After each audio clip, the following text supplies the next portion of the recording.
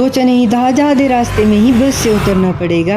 हर दिन की तरह आज भी सुबह सुबह ही कॉलेज के लिए घर से निकल आया इन सुंदर सी पहाड़ियों को देखते हुए। और आज बस में न जाकर रोहित भाई और धीरज भाई के साथ निकल आता हूँ और फिर 10 मिनट के छोटे से सफर के बाद मैं यहाँ पहुँच जाता हूँ, क्योंकि यहाँ से नीचे मुझे पैदल जाना पड़ेगा। और फिर मैं यहाँ से होता हुआ सीधा यहाँ इनके पास पहुँच जाता हूँ। कॉलेज पहुँचते ही मुझे ये सभी मिल जाते हैं और क्लास में पहुँच के ये जो थोड़ा सा लेट था और आज ये भी बड़े दिनों बाद कॉलेज पहुंचा है तो सोचा इसे भी कैप्चर कर लूं।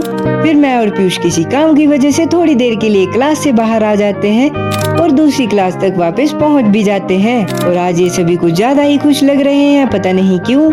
और इनके बीच में हमारे एक और पुरानी ट्रैवल विद मानव यानी मानव भाई भी मिलते हैं। और आज कुछ ज्यादा खुश होने की वजह से आर्यन सीधा डांस ही करने लग पड़ता है। और फिर थोड़ी देर बाद आदि आ जाता है जो बिना किसी मतलब मेरे से लड़ने लग पड़ता है और हाथापाई पे ही आ जाता है। और फिर उससे निपटने के बाद और सारी क्लासेस अटेंड करने के बाद हम कैफे रोड की तरफ आ जाते हैं, जहाँ थोड़ी देर टाइम पास करने के बाद सीधा बस स्टैंड की तरफ आ जाते हैं। और फिर यहाँ पहुँच के थोड़ी देर बस का वेट करने के बाद बस भी आ जाती है और आके थोड़ी ही दूर ले जाकर उतार भी देती है। फिर जिसके बाद दूसरी बस चेंज होकर आती है और हम घर आने वाले बनते हैं। फिर उतनी देर में बैटरी खत्म होने की वजह से मैं अपने व्लॉग को यहीं पे खत्म करता हूँ।